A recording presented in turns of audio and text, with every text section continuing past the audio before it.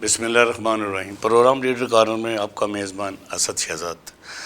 پاکستان کی اگر ہسٹری کو دیکھوں جو کہ صدی میں جانے والا ہے اور 78 برس گزر گئے، اور اس کے بعد باوجود آج ہم کشکول ہاتھ میں پکڑ کے لوگوں سے پیسے مانگ رہے ہیں۔ کیوں ایسا ہوا، ایک تو اس پہ بات کریں گے۔ دوسرا یہ ہے جی کہ حکومت کی جو ناقص پالیسیز آ رہی ہیں، میں یہی حکومت کی بات نہیں کر رہا، جتنی بھی آج تک حکومتیں بنی ہیں، چاہے مارشل لائی دور بھی ہمارے پاس سامنے آئے، ان ادوار میں ایک دیکھا کہ کوئی مینجمنٹ پالیسی نہیں رہی ہے معاشی صورتحال کے اوپر۔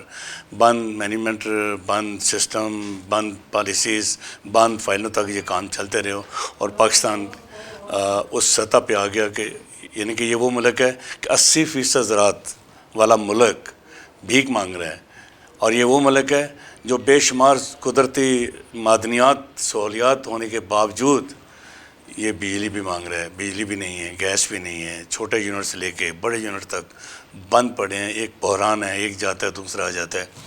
دوسرا آج بات کریں گے لاہور چیمبر کے اوپر۔ لاہور چیمبر کے مخالفین یہ کہہ رہے ہیں کہ لاہور چیمبر کی تاریخ میں 100 سالہ تاریخ بہت اچھی تھی، لیکن جب سے یہ ٹرائکا گروپ آیا ہے 2024 سے، اور آج تک ہسٹری یہ کہہ رہی ہے کہ لاہور چیمبر برباد ہو گیا، لاہور چیمبر میں کرپشن بڑھی ہے، لاہور چیمبر میں کام کوئی نہیں ہوئے، لاہور چیمبر میں فوٹو شوٹ زیادہ ہوئے، تو اس پہ بات کریں گے۔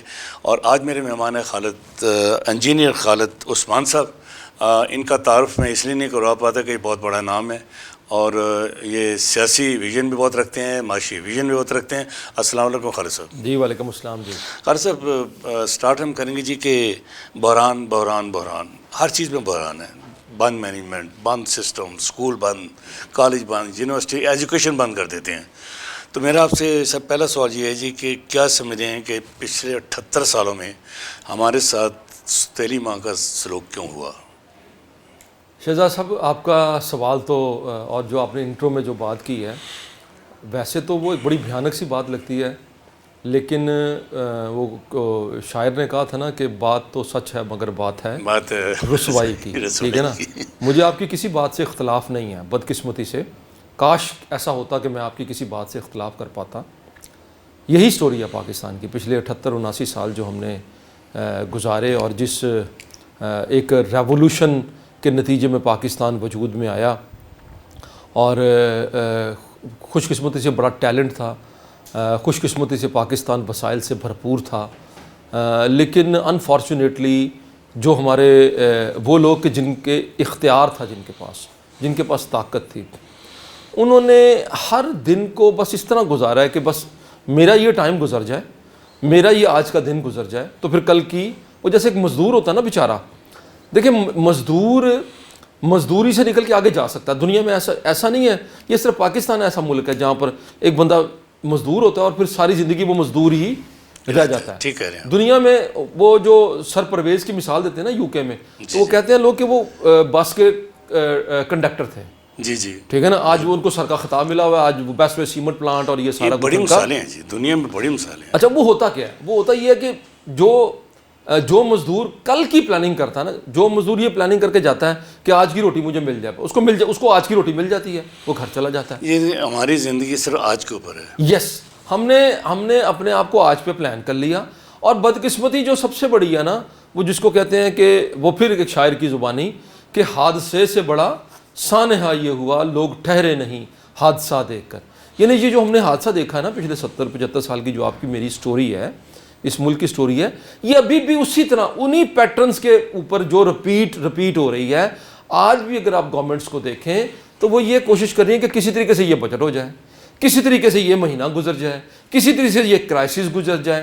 ہم کبھی بھی یہ پلاننگ نہیں کی کہ آج ہم مشکل میں ہیں۔ دیکھیں، اگر آپ آج مشکل میں ہیں نا، میک سینس کہ آپ مشکل میں ہیں، آپ کے اوپر کوئی کرائسس آ گیا ہے، لیکن اگر آپ کل بھی مشکل میں اور پرسوں بھی مشکل میں، دین پھر اس کا مطلب یہ ہے کہ پھر سائنس یہ کہتی ہے، ہیومن سائنس، کہ اب آپ کے اندر کوئی فالٹ ہے، ٹھیک ہے نا۔ آپ کچھ پلان نہیں، ہم نے دور کی کبھی پلاننگ نہیں کی، ہم نے کبھی پاکستان کو اپنے پیروں پر کھڑا ہونے کی، ہم نے کبھی یہ کوشش نہیں کی ہم ایک دنیا کے اندر ایک عزت دار مقام، ہم نے ہمیشہ لوگوں کو بس تھوڑا سا امپریس کر کے ہم نے صرف الیکشن تک کی کوششیں کی ہیں، اور وہ ٹھیک ہے، وہ کامیاب ہے۔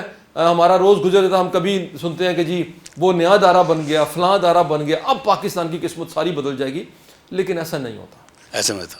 اچھا یہ بتائیے کہ پاکستان کے معاشی بیڑے کو ڈبونے میں آپ کس کو قصوروار ٹھہراتے ہیں؟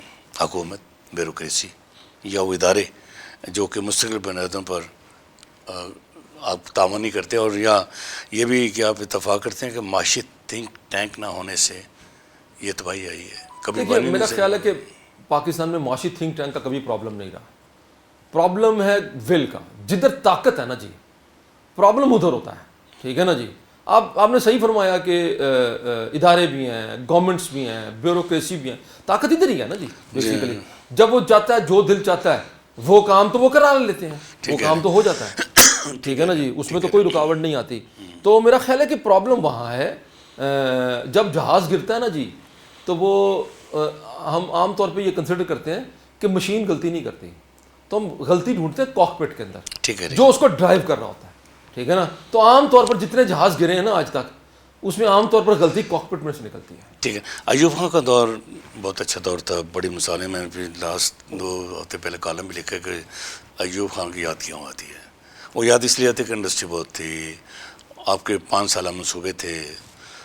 بزرا آپ نے ٹھیک کہا کہ لوگ اچھے ہیں لیکن طاقت پر ان کو آگے نہیں آنے دے رہے. مجھے یہ پتا اس کے بعد بھٹو نے قاتلانہ حملہ انڈسٹری پہ قتل کر دی گئی. آپ کیا سمجھتے ہیں کہ آنے والے دور میں ہم سنبھل پائیں گے؟ دیکھیے بہت کچھ ہونے کے بعد یہ بڑا ہی مشکل سوال ہے میرے لیے اور بہت ہی تکلیف دہ ہے. اب سنبھل پائیں گے کہ نہیں سنبھل پائیں گے، لیکن ہمیں سنبھلنا پڑے گا، ہمیں سنبھلنا چاہیے.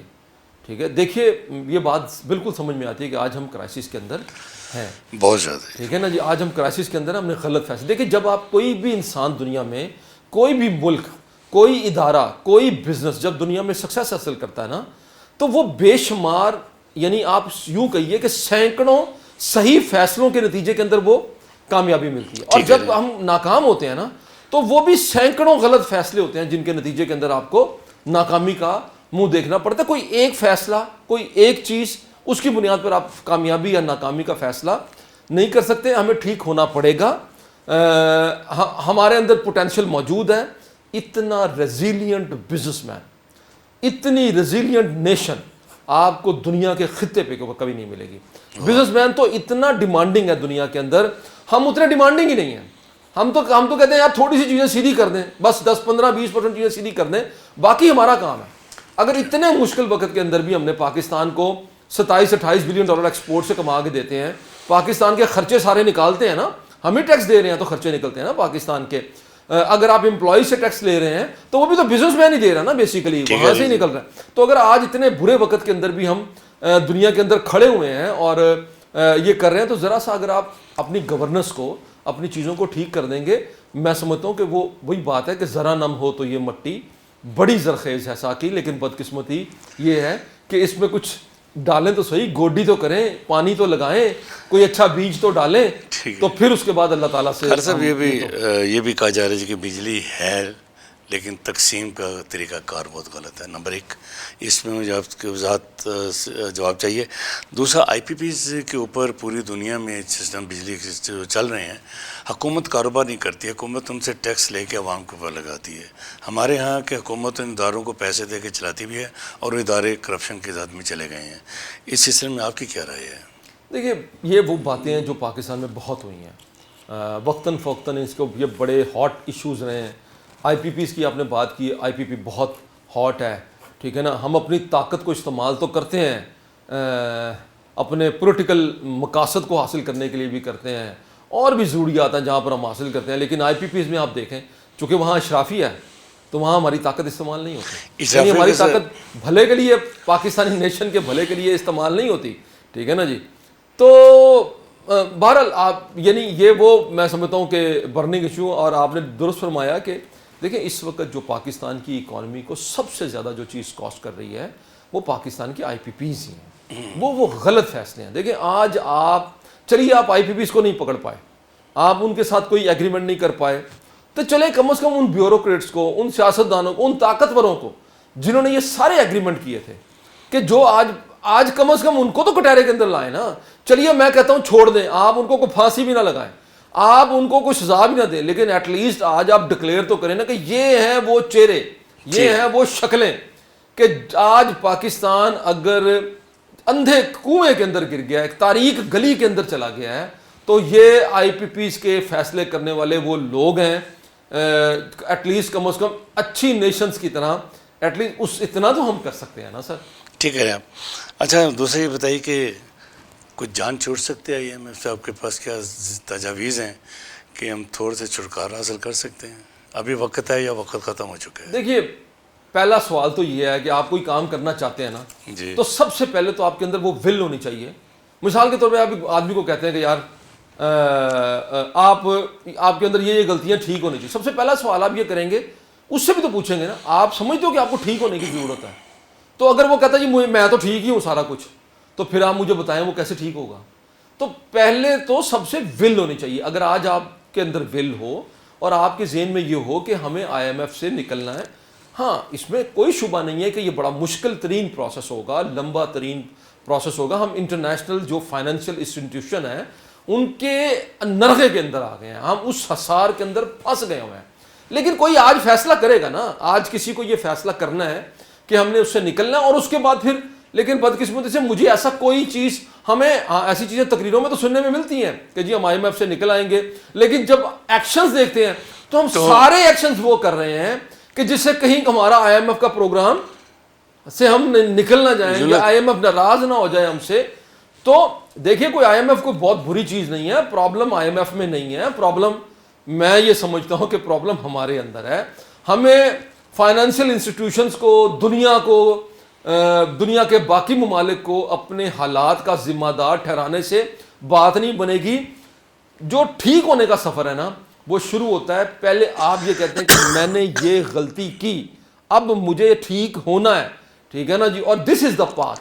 تو پہلے تو آپ وہ کریں نا. ہم کیا کرتے ہیں, ہم آتے ہیں ٹی وی پر, ہمارے وزراء بھی آتے ہیں, وہ کہتے ہیں جی IMF کی مجبوری ہے. او بھائی آپ کو کیا مجبوری ہے, ٹھیک ہے نا. دوسری بات ہے شہزاد صاحب, میں یہ ایک بہت بڑی غلط فہمی دور کرنا چاہوں گا. دیکھیے IMF یہ نہیں کہتا کہ آپ لوگوں کے اوپر پٹرول اتنا کر دیں, IMF یہ نہیں کہتا کہ بجلی کی قیمت ہے. IMF کہتا ہے کہ جی آپ جو خرچ کرنا چاہتے ہیں اس کے اگینسٹ اکٹھا کیا کریں گے, آپ کے پاس کتنا ریونیو اکٹھا کریں گے, ٹیکس ریونیو میں آپ اپنے خرچے کم نہیں کرنا چاہتے تو پھر IMF کہتا ہے پھر آپ کو ٹیکس اکٹھا کرنا ہے. پھر جب آپ ٹیکس اکٹھے کرنے کی بات آتی ہے تو آپ کو ٹیکس اکٹھے کرنے میں سب سے آسان کام لگتا ہے کہ پیٹرول, بجلی, اس کے اوپر ٹیکس لگا دو. یہ آسان ترین کام ہے. 18% سیل ٹیکس کر دو, یہ آسان ترین کام ہے. اس کے ساتھ پھر مہنگائی کا ایک سیلاب آ جاتا ہے, اس کے ساتھ ہی پھر مہنگائی کا آ جاتی ہے.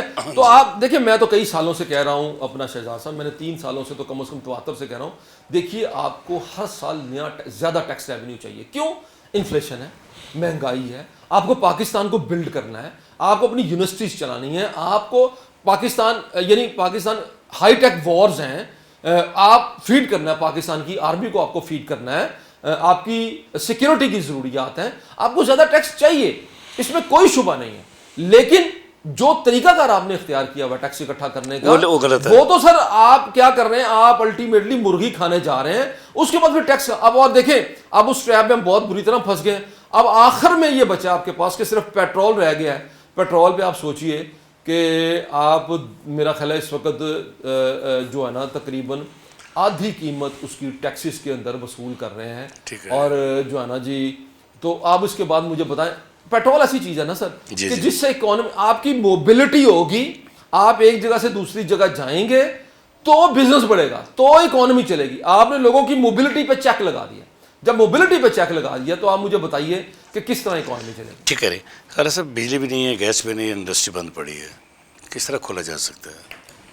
دیکھیے نظر آ رہا ہے کہ یہ کھلے گی انڈسٹری دیکھیے آنے والے, ٹیکنیکلی اسپیکنگ, دیکھیے انڈسٹری کھولنے کے لیے آپ کو بڑے فیصلے کرنے پڑیں گے, ٹھیک ہے نا جی. آپ کو گورننس کا سسٹم امپروو کرنا پڑے گا, آپ کو یہ ماننا پڑے گا کہ انٹرنیشنلی آپ کو اپنے بزنس مین کو انڈسٹری, پہلے تو سمجھ لیں کہ انڈسٹری بند کیوں ہو رہی ہے. انڈسٹری اس لیے بند ہو رہی ہے کہ پاکستان میں آج بھی ایکولیبریم امپورٹ میں ہے, ایکسپورٹ میں, یعنی آپ ایکولیبریم امپورٹ کی طرف شفٹ کیا ہوا ہے. ایکسپورٹ والے کو آپ پینلائز کرتے ہیں, امپورٹ والے کو کہتے ہیں شاباش, ٹھیک ہے نا, بہت اچھا آپ نے کام کیا. تو آپ مجھے بتائیں کیسے انڈسٹری چلے گی؟ آپ دیکھیں گورنمنٹ کو کیا کرنا ہوتا ہے, گورنمنٹ کو انسینٹیو صحیح جگہ کے اوپر رکھنا پڑتا ہے. آپ نے انسینٹیو غلط جگہوں کے اوپر رکھا ہوا ہے. جب آپ انسینٹیو صحیح جگہ پہ رکھ دیں گے, business man will follow, people will follow, اور ملک کی ڈائریکشن آہستہ آہستہ درست حالت کی طرف چلی جائے گی. تو سب سے پہلا جو کام ہے میں سمجھتا ہوں کہ انسینٹیو کو آپ کو صحیح جگہ کے اوپر رکھنا. دوسری بات ہے دیکھیے اب ہم اس وقت سب سے امپورٹنٹ کام ہے شہزاد صاحب, 5 ملین بچے ہیں جو ہر سال 18 سال کی عمر کو پہنچ جاتے ہیں. ٹھیک ہے, آپ جس ترقی سے بڑھ رہے ہیں آپ جابز پیدا نہیں کر رہے ملک میں, جابز کم کر رہے ہیں, جبکہ آپ کو 5-6 ملین جابز ہر سال پروڈیوس کرنی ہے. تو جب لوگوں کی آمدنی ختم ہو جائے گی, جب لوگوں کے پاس ہوپس ہی نہیں ہوں گی, امیدیں ہی نہیں ہوں گی. 5 کتنی کرنی پڑے گی جی؟ دیکھیے آپ کو تقریباً 7% سے گرو کرنا ہے, تب جا کے آپ 5-6 ملین جابز کریٹ کریں گے. تو جب آپ دیکھیں کسی, اب ایک نوجوان ہے وہ پڑھتا ہے, وہ ہوپس لے کے امیدیں لے کر مارکیٹ میں آتا ہے, لیکن جب اس کو پتہ لگتا ہے کہ یار میں نے, میرے باپ نے, میرے والد نے, جو میرے والدین نے گھر کے برتن بیچ کر جو مجھے تعلیم دلائی تھی, میرے لیے کوئی جاب ہی نہیں ہے, کوئی ہوپس ہی نہیں ہے. اب جس نوجوان سے پوچھ لے وہ کہتا ہے میں ملک سے باہر جانا چاہتا ہوں. تو جب جس ملک میں ہوپس نہ ہو, امیدیں نہ ہو, دیکھیے یہ ہوپس اور امید تو ڈرائیونگ فورس ہے جو آپ کو بیسیکلی آپ کی ساری چیزوں کو بدل کے رکھ دیتی ہے. ٹھیک ہے نا, خواہش, تو جب آپ کے اندر خواہش ختم ہوگی یہاں رہنے کی, یہاں پر رہ کے بزنس کرنے کی, تو آپ مجھے بتائیے کہ پھر آپ کس طرح سے ترقی کریں گے. تو یہ ہے وہ بنیاد. میں دیکھیے بہت باریک چیزوں پہ بھی میں جا سکتا ہوں, لیکن میں کہتا ہوں یہاں اتنے بڑے بڑے مسئلے ہیں, جب تک آپ ان کی ڈائریکشن ٹھیک نہیں کریں گے تو آپ صحیح جگہ کے اوپر نہیں جائیں گے. پھر صحیح جب آپ یہ کر لیں گے پھر آپ کا سفر شروع ہوگا زیرو سے, اور بڑا مشکل سفر ہوگا, انتہائی تکلیف دہ سفر ہوگا. تو دیکھیں تکلیف تو آپ آج بھی کاٹ رہے ہیں, لیکن آپ جا رہے ہیں رانگ سائڈ کے اوپر, تو پھر بھی تکلیف دہ سفر ہوگا, لیکن ایٹ لیسٹ اس کے اندر چل کے آپ کو ایک ہوپ تو ہوگی کہ نہیں یار کوئی بات نہیں, میرے 2 سال 4 سال 5 سال مشکل میں ہوں گے, 7 سال مشکل میں ہوں گے, پھر میں اس مشکل سے نکل آؤں گا. تو کم از کم یہ ہوپ تو دیں نا آپ. ٹھیک ہے, آپ کا تعلق سیاسی جماعت سے بھی ہے اور آپ بڑی گہری نظر بھی رکھتے ہیں. سیاست دانوں کی وجہ سے بھی تو ملک تباہ ہوا ہے نا, معاشی صورت پر میں بات کروں, کیا آپ اتفاق کرتے ہیں؟ دیکھیے میں یہ سمجھتا ہوں کہ جتنے طاقتور لوگ ہیں نا جی, اس میں سیاستدان ہیں, اس میں بیوروکریٹس ہیں, ٹھیک ہے نا جی, اس میں اور بھی بہت سے لوگ ہیں, یہ سارے برابر کے ذمہ دار ہیں. یہ نیکسس ہے بیسیکلی کہ جو میں سمجھتا ہوں کہ اس ملک کو کاسٹ کر رہا ہے, اس ملک کی ترقی کو کاسٹ کر رہا ہے. ٹھیک ہے نا, تو اور جب تک وہاں پر یہ ریئلائزیشن نہیں ہوگی, جب تک وہاں پر یہ احساس نہیں ہوگا کہ یار بہت غلطیاں ہو گئی, یہ ملک نے ہمیں بہت عزت دی ہے, ہم اس ملک کے علاوہ دنیا میں کوئی جگہ نہیں ہے جو ہمیں, ابھی آپ نے دیکھ لیا یو اے ای آپ کو ویزے نہیں دے رہا. ٹھیک ہے نا جی, مشکلات ہیں آپ کے لیے, مڈل ایسٹ میں جانا بھی آپ کے لیے مشکل ہے, باقی دنیا میں بھی آپ کے لیے جانا مشکل ہے. تو اس کا مطلب یہ ہوگا اس ملک کو جو میرا ہے آپ کا ہے, مجھے اپنے گھر کو ہر صورت میں ٹھیک کرنا ہے. پاکستانیوں کے پاس اس کے علاوہ دوسری کوئی آپشن نہیں, نہ پاکستان کے سیاستدانوں کے پاس, نہ بیوروکریٹس کے پاس, نہ پاکستان کے طاقتور اداروں کے پاس, کسی کے پاس کوئی آپشن نہیں ہے. ایک ہی آپشن ہے, آج اپنے ملک کو ٹھیک کر لیں, ورنہ میں آپ کو دیکھیے وہ وقت بھی آئے گا اور وہ بہت قریب ہے, اب تو بالکل آگے نظر آ رہا ہے کہ جب ان کے بچے بھی یہاں سے شاید پھر فلائی نہیں, ابھی تو یہ سوچ کے بیٹھے ہوئے نا کہ یہ دولت لے جائیں گے ہم اور کسی اور جگہ پہ جا کے انجوائے کر لیں گے, یہ بھی ختم ہو جائے گا. میں آپ کو بتا دوں یہ جو آخری اپرچونٹی ہے, تو اس گھر کو ٹھیک کر لیں سر, جتنی جلدی ہو سکے ٹھیک کر لیں. میرے صاحب پروگرام کے دوسرے حصے پہ چلتا ہوں, وہ ہے لارڈ چیمبر. بدقسمتی کہہ لیں, جو بھی کہہ لیں, اپوزیشن نہیں ملی آپ کو, مخالفین ملے, آپ نے کلین سویپ کیا, 24 آپ جیت گئے. پہلے یہ بتائیں کہ 2026 کا جو سپٹمبر میں الیکشن ہونے جا رہا ہے, کیا یہی ٹریک چلے گا؟ نمبر 1, کیا آپ فیل کرتے ہیں کوئی نیا اتحاد بنے گا یا کوئی نئی جماعت اس میں آئے گی, یا آپ مطمئن ہیں کہ ہم 26 کا الیکشن اسی پلیٹ فارم پہ اسی ٹریک کے ساتھ لڑیں گے؟ دیکھیے آپ نے جو بات کی ہے نا جی, 2000 آپ نے 24 کے الیکشن کی بات کی, درست فرمایا آپ نے انٹرو میں بھی یہ بات کی تھی. لوگوں نے ہمیں بہت بڑا مینڈیٹ دیا تھا, ایون کہ ہمارے بہت سارے دوست اس کو ایکسپیکٹ بھی نہیں کرتے تھے, اتنا بڑا مینڈیٹ دیا تھا. اور یہ مینڈیٹ ہمیں کس بیس کے اوپر ملا تھا, ہم نے کیا وعدہ کیا تھا, کیا پرومس کیا تھا, اس کی طرف جانا پڑے گا آپ کو.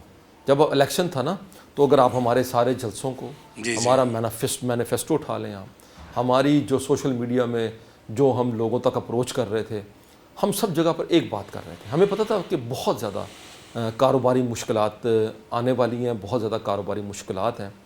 ہم نے لوگوں سے کہا کہ یار یہ جو چیمبر چلایا جاتا ہے نا جی بیسیکلی جو ایک بیزاری تھی نا لوگوں کے اندر وہ یہ تھی کہ یار یہ دادا پوتا شو ہو گیا ہے, یہ کوئی کلب ہے چند لوگوں کا جو فائدے اٹھاتا ہے. ہم نے لوگوں سے ایک پرومس کیا شہزاد صاحب, ہم نے یہ کہا کہ دیکھیں جیسے بھی حالات ہوں گے نا ہم آپ کے ساتھ کھڑے ہوں گے. ٹھیک. جو لاہور چیمبر کی جو طاقت ہے نا, جو اس کی وائس ہے, وہ بزنس کمیونٹی کے مفاد میں استعمال ہوگی. ٹھیک ہے. اور اگر کبھی یہ فیصلہ کرنے کا وقت آیا, اگر کبھی بھی یہ وقت آیا کہ ہمیں فیصلہ کرنا پڑا کہ ہمیں گورنمنٹ کے ساتھ کھڑے ہونا ہے یا بزنس کمیونٹی کے ساتھ کھڑے ہونا ہے, تو ہم نے یہ پرومس کیا کہ ہم آپ کے ساتھ بزنس کمیونٹی کے ساتھ کھڑے ہوں گے. آپ ایک سال اور اگر 2 سال کے اوپر نظر ڈال لیں, اب یہ 2 سال تو نہیں, ابھی چند ماہ باقی ہیں, تو میں بڑے پراؤڈلی بڑے فخر کے ساتھ کہہ سکتا ہوں کہ کوئی بھی وقت ایسا آیا مشکل جو بزنس کمیونٹی کے اوپر, تو ہم بزنس کمیونٹی کے ساتھ کھڑے ہوئے. ہم نے یہ پرومس الحمدللہ,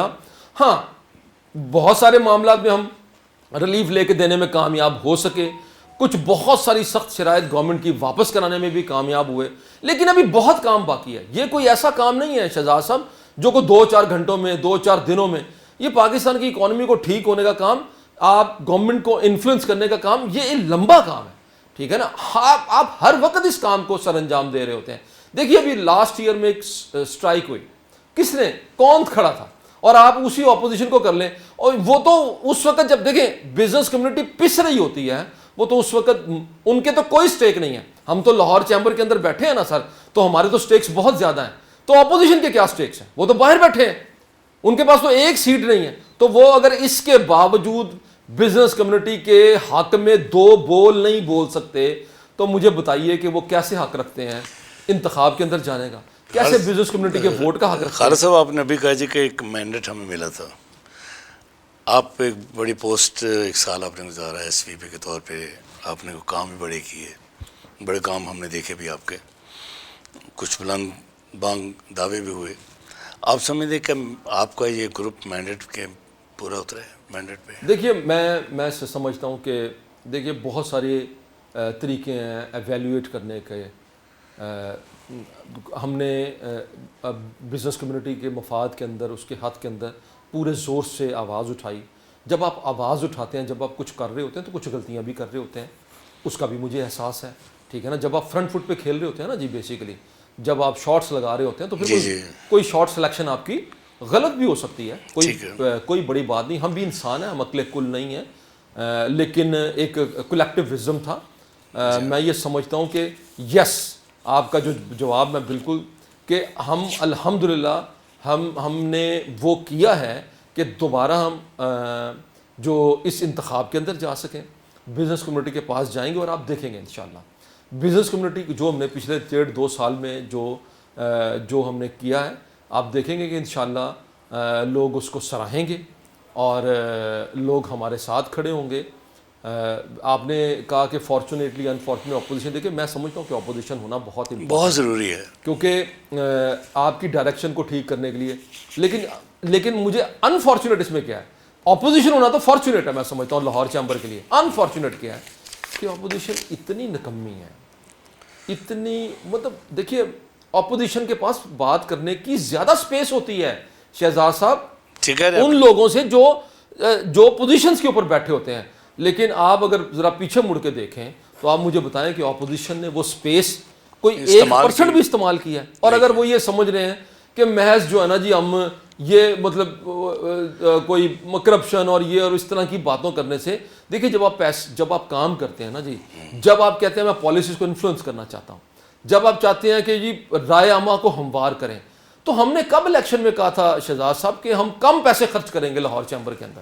لاہور چیمبر کے ممبرز ہمیں پیسے دیتے ہیں, ہم نے کوئی گورنمنٹ سے پیسے نہیں لیے, ہم نے کوئی ہندوستان سے پیسے, ہم اس پیسے سے گورنمنٹ جو بزنس کمیونٹی ہے لاہور کی کہ جو 50,000 کے قریب ممبرز ہیں, ہم ان کا مقدمہ لڑتے ہیں. اور اگر وہ پیسے ہم نے اپنی ذات پہ لگائے تو جواب دیں, اور اگر اس مقدمے کے لیے لڑے ہیں اور اس مقدمے کے اندر جو اخراجات ہیں, تو سر میں نہیں سمجھتا کہ پاکستان کی بزنس کمیونٹی اتنی بے وقوف نہیں ہے, نہ اتنی آسانی سے اس کو بنایا جا سکتا. لوگ بہت سیانے ہیں.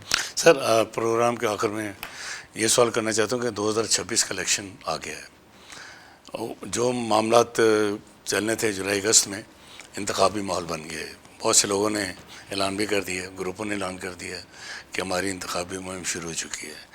26 کو الیکشن میں آپ کو ٹریک کا کہاں پہ دیکھ رہے ہیں؟ کامیابی کی میرا امید خیال ہے کہ کامیابی مجھے بظاہر دیکھیے چیلنج اس وقت جو ہے نا وہ بزنس کمیونٹی کے مسائل ہیں. ہمارے لیے الیکشن کوئی چیلنج نہیں ہے، یہ میں کم از کم شہزاد صاحب آپ کو پورے ذمہ داری کے ساتھ کہہ سکتا ہوں. میرے لیے فکر اگر کوئی چیز ہے نا، اگر میرے لیے کوئی چیز پریشان کن ہے، اگر کوئی چیز مجھے مضطرب کرتی ہے اور مجھے اینکشیس کرتی ہے، وہ یہ ہے کہ میں بزنس کمیونٹی کے مسائل کو حل کرانے کے لیے. لیکن یہ الیکشن مجھے نہیں لگتا کہ ہمارے لیے کوئی بھی چیلنج ہے. ہم انشاءاللہ اس منزل کو، اس سنگ میل کو بہت آسانی سے دوبارہ آپ ایک کلین سویپ کریں انشاءاللہ. خالد صاحب آپ کی آمد کا بہت شکریہ. اسی بات کے ساتھ اجازت دیجیے. اللہ حافظ.